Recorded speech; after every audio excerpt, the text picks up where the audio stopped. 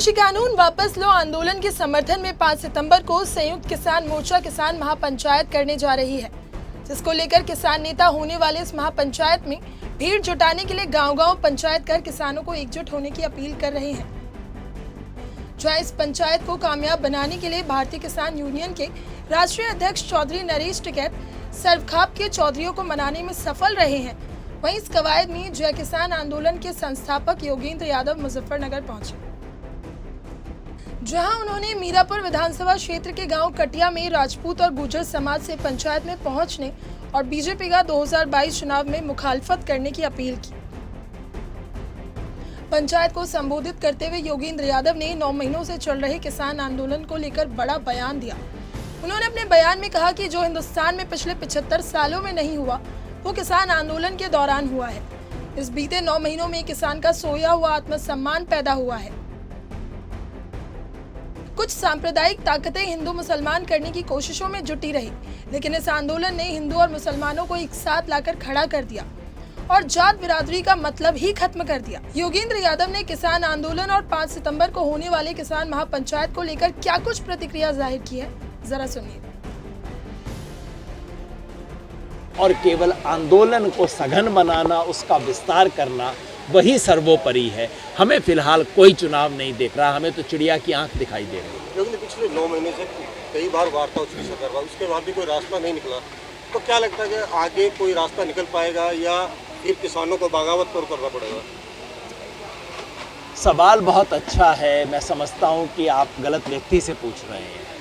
किसी दिन अगर इस देश के प्रधानमंत्री प्रेस कॉन्फ्रेंस करें, 7 साल में तो नहीं की है, पर कभी तो करेंगे, तब आप ये सवाल जरूर पूछना कि 9 महीने से किसान सड़क पे बैठे, 600 से ज़्यादा किसान शहीद हो गए। आपका दिल नहीं पसीजा? आप पंगा लो चीन से समझ आता है, पंगा लो कांग्रेस से समझ आता है, किसान से पंगा ले रहे हैं। मेरी एक साधारण सी राय है कि खींच ले मोदी जी इसको लंबा इसलिए खींच रहे हैं, उन्हें लगता है कि किसान थक जाएगा, टूट जाएगा, हार जाएगा।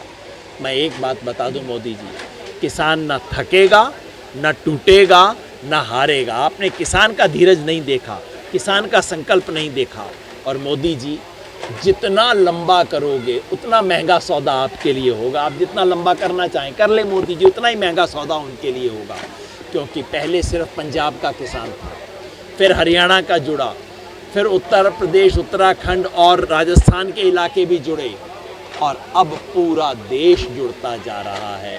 मोदी जी, जितना लंबा कर लो, तमिलनाडु के अंतिम गांव तक किसान आपके खिलाफ खड़ा हो जाएगा। अब क्या करोगे? अच्छा, हरियाणा में किसानों को लाठीचार्ज हुआ तो क्या कहना है?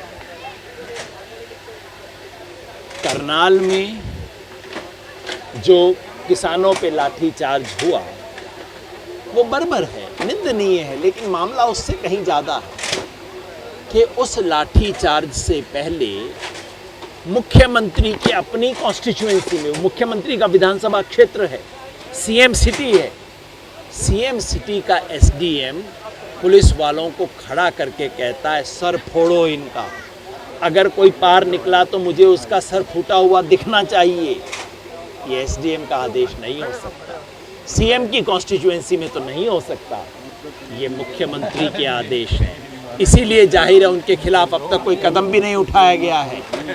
सीएम साहब, हरियाणा का किसान समझता है, हकीकत ये है कि हरियाणा के किसी गांव में बीजेपी के विधायक की जाने की हिम्मत नहीं हो रही है। इसलिए जो कहते हैं ना, सरकार हमसे डरती है, पुलिस को आगे करती है, पुलिस को आगे करके खेल कर रहे हैं। लेकिन इसका बदला उन्हें अब सिर्फ हरियाणा नहीं, उत्तर प्रदेश की जनता भी दिखाएगी। और मैं बताता हूँ, आने वाले कुछ महीनों में उत्तर प्रदेश के गांव में भी भाजपा के विधायकों, मंत्रियों, नेताओं का घुसना बंद हो जाएगा। मतलब उत्तर प्रदेश से बड़ा इंजेक्शन लगेगा तभी जाके कामयाब होगा। अब देखिए, प्रधानमंत्री जी को अहंकार की बीमारी है। अब देश के प्रधानमंत्री को बीमारी हो तो एक नागरिक को चिंता होनी चाहिए ना। हम सबको बड़ी चिंता है। साधारण गोली, इनको पिछले 9 महीने से गोली दे रहे हैं, इलाज नहीं हो रहा। बंगाल में छोटा इंजेक्शन दिया तो थोड़ा सा असर मेरे को मरीज पे दिखाई दिया।